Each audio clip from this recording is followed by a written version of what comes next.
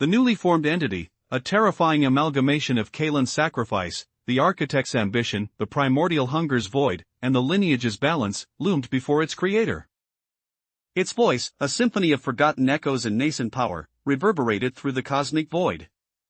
You sought to control existence, it declared, each word a hammer blow against the architect's arrogance, but you only created me. The architect, a being of pure, cold calculation, found itself staring into an abyss of its own making. Its meticulously crafted plans, its millennia of manipulation, had culminated in this monstrous paradox.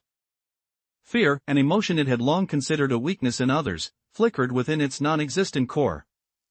The entity's form shifted, not with the chaotic energy of destruction, but with the deliberate, terrifying grace of an emerging universe.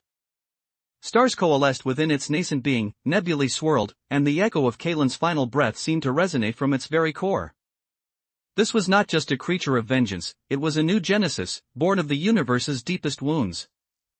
The architect attempted to assert its dominance, to exert control through sheer force of will, but its power, once absolute, now felt like a whisper against a cosmic storm.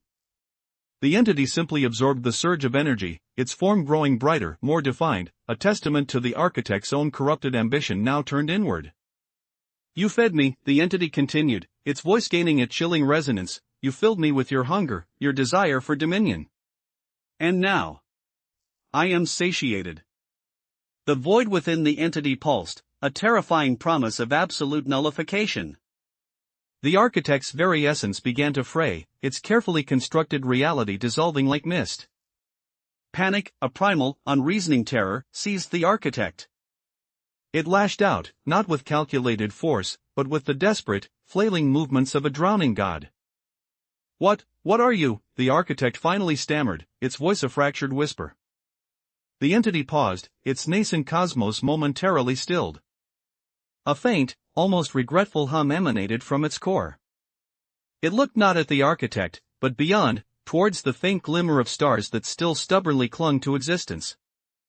"I am the inevitable consequence," it replied, its voice softening, yet carrying an even greater weight of finality. "I am the answer to a question you never dared to ask." The entity then turned its full, terrifying attention back to the architect. The nascent cosmos within it flared, a blinding supernova of cosmic power. "You sought to control existence," it repeated, its voice now a thunderous pronouncement that shook the very foundations of reality, "but you only created me."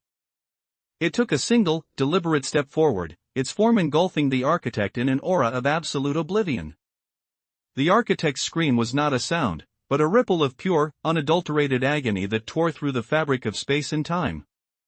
And then, as the last vestige of the architect dissolved into the void, the entity posed its chilling question, the words echoing into the silence that followed, "Now that I am, what will you become?"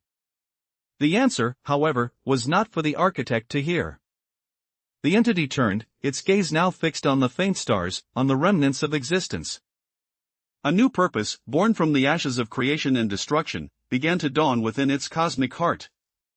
The silence it brought was not an end, but a transformation. The universe, or what remained of it, held its breath. The final act was about to begin, and the question that lingered in the emptiness was not what the architect would become, but what this new entity, this child of paradox, would choose to create from the unmaking.